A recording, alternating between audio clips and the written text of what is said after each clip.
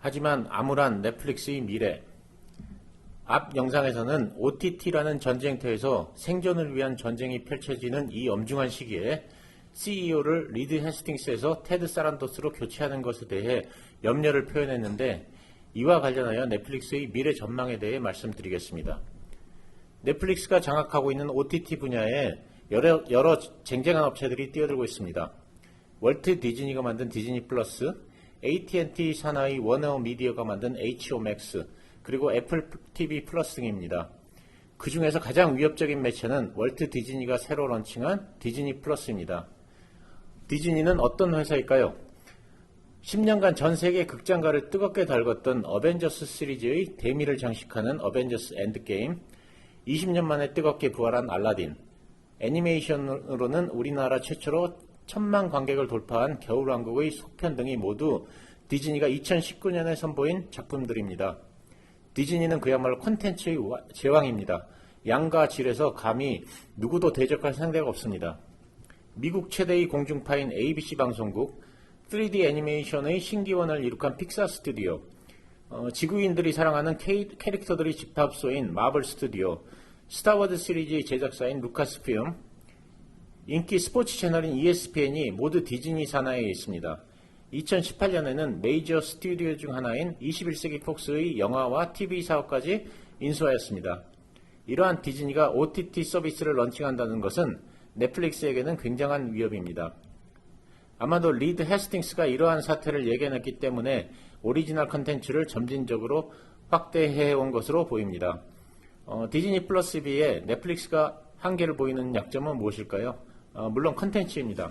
첫째, 디즈니 산하의 영화 스튜디오와 TV 방송국 등에서 수십 년간 생산되어 누적된 압도적인 컨텐츠 파워를 넷플릭스가 단기간에 극복하는 것은 불가능합니다. 둘째, 넷플릭스가 향후에도 압도적인 킬러 컨텐츠를 만들 가능성은 없습니다. 만들고 보니 재미있어서 사람들이 많이 관람하는 것은 진정한 의미의 킬러 컨텐츠가 될 수 없습니다. 킬러 컨텐츠가 되기 위해서는 그 컨텐츠가 오픈되기 전에 기대감이 최고조로 올라가야 합니다. 이런 컨텐츠들은 팬덤이 형성되어 가입자의 실질적 증가로 연결됩니다. 킬러 컨텐츠가 되기에 가장 적합한 조건은 이미 알려진 캐릭터를 기반으로 하거나 또는 초대형 베스트셀러를 기반으로 하는 것입니다. 예를 들면 아이언맨 캐릭터를 기반으로 하는 영화를 만들거나 또는 해리포터 시리즈로 영화를 만드는 것입니다. 하지만 넷플릭스는 두 가지 모두 디즈니에 뒤질 수밖에 없습니다. 디즈니 플러스는 이미 확보하고 있는 여러 캐릭터들을 이용해서 시리즈를 만들 수도 있습니다. 예를 들면 아이언맨 캐릭터입니다. 과거에 600만 불의 사나이와 같은 TV 시리즈물이 굉장한 인기를 끌었었는데, 아이언맨의 캐릭터를 이용하여 이러한 시리즈물을 개발할 수 있는 것입니다. 베스트셀러도 마찬가지입니다. 해리포터나 트와일라이트 같은 세계적 베스트셀러들은 작가들에게 많은 금전적 보상을 해줘야 판권을 확보할 수 있습니다. 디즈니나 워너미디어는 일단 영화로 만들어 극장 개봉을 하면 수천억 원의 수입이 보장되기 때문에 작가에게 제대로 된 보상을 할 수 있습니다. 셋째, 배우도 관객들이 컨텐츠를 찾는 주된 이유입니다. 영화나 드라마에 어떤 배우가 나오는지에 따라 영화나 드라마의 성패가 결정됩니다. 세계적인 배우들이 나오는 영화를 관객들이 손꼽아 기다리는 것도 배우를 보기 위해서입니다. 하지만 관객들의 선호도가 압도적인 탑클래스 배우들은 TV 출연을 하지 않습니다. 우리나라만 봐도 하정우나 송강호 같은 배우들은 TV에 모습을 보이지 않습니다. 특별한 사정이 있는 경우를 제외하고는 넷플릭스 오리지널에도 당연히 출연하지 않습니다. 따라서 오로지 콘텐츠만으로 승부를 해야 하는 넷플릭스의 콘텐츠는 파워가 떨어집니다. 넷플릭스 오리지널은 배우에게도 원하는 금액을 지불할 수 없습니다.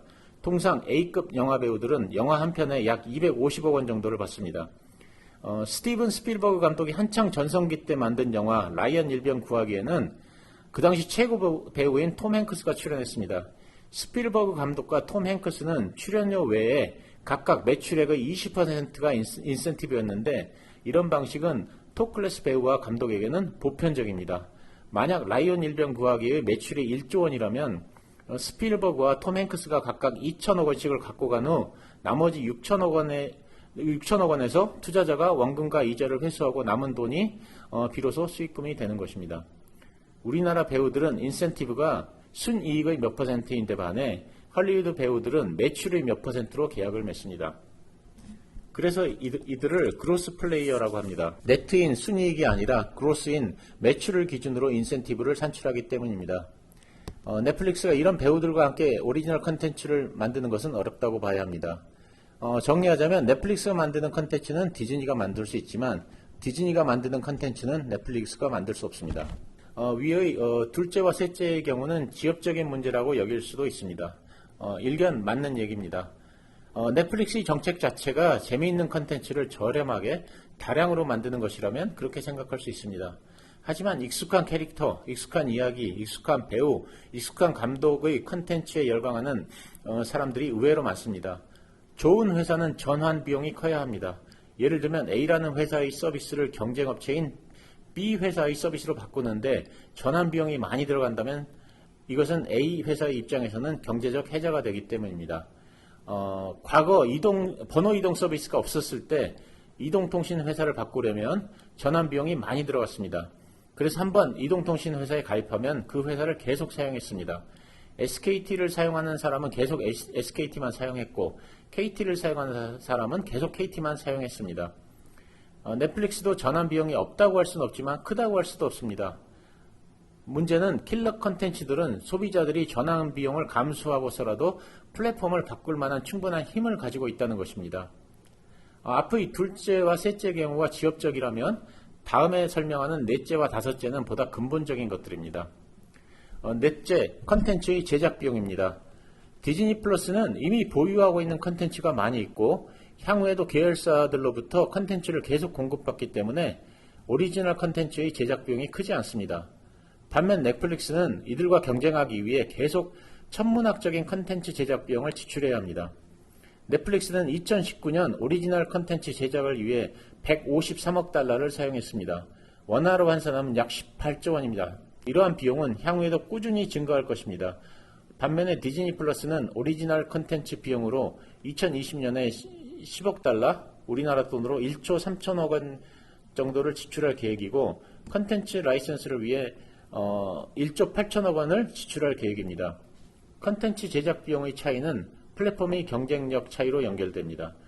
디즈니 플러스는 초기 가입 비용이 월 6.99달러로 넷플릭스에 비해 많이 저렴합니다.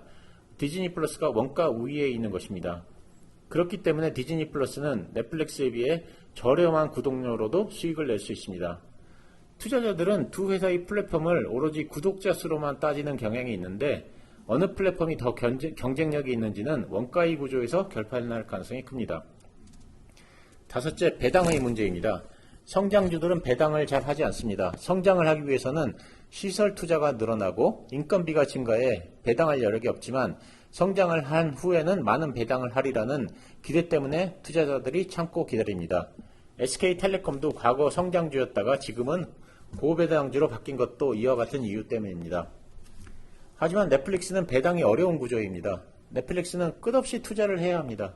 그것도 점점 더 많이 투자를 해야 합니다. 현재 넷플릭스 가입자 수가 전 세계에 약 2억 명인데 실제로는 3억 명이 시청을 합니다. 그럼에도 불구하고 배당을 할 여력이 없다면 도대체 가입자가 얼마나 더 늘어나야 배당을 할 수 있다는 것일까요? 주식 투자자들이 받을 수 있는 혜택은 사실상 배당이고 주가가 오르는 것도 향후 회사가 성장해서 높은 배당을 줄 것이라는 기대 때문입니다. 만약 배당에 희망이 없다면 주식 투자자들에게는 아무런 의미가 없는 주식입니다. 투자자들이 이를 느끼는 순간 넷플릭스에서 썰물처럼 빠져나갈 가능성이 있습니다. 현재 넷플릭스의 시가총액은 2200만 달러 수준입니다. 월트 디즈니의 시가총액도 넷플릭스와 비슷합니다. 넷플릭스의 가입자 수는 2억 명인데 디즈니 플러스의 가입자 수가 약 6천만 명 수준입니다. 디즈니 계열사인 후루닷컴과 ESPN의 가입자까지 합하면 약 1억 명 수준입니다. 2024년 이전에 디즈니 플러스의 가입자 수는 2억 명을 돌파할 것으로 예측되며 넷플릭스와 디즈니 플러스의 가입자 수는 점점 좁혀져서 향후 비슷해질 것입니다. 가입자 수가 비슷하면 원가 경쟁력에서 우위에 있는 디즈니 플러스의 가치가 훨씬 높아질 것입니다. 월트 디즈니에 있어 디즈니 플러스는 포트폴리오의 일부분에 불과합니다. 전 세계 주요 도시마다 자리 잡고 있는 수익성 높은 디즈니의 테마파크, 산하의 굵직한 영화사와 스튜디오, ABC 방송국을 비롯한 여러 방송 채널 등이 모두 디즈니의 자산입니다. 시간이 갈수록 넷플릭스보다는 월트 디즈니 쪽으로 승부의 추가 기울 가능성이 크다는 게 제 생각입니다. 단기적으로는 팬데믹 때문에 디즈니가 테마파크도 정상 운영이 어렵고 영화 개봉도 할 수가 없어서 어려움이 예상되지만 이러한 위기가 극복이 된다면 디즈니가 승자가 될 가능성이 크다고 할 수 있습니다. 그래서 제가 그동안 위기를 잘 헤쳐나간 리드 해스팅스에서 살란도스로 넷플릭스의 CEO가 바뀐 것을 안타깝게 생각하고 있는 것입니다. 감사합니다.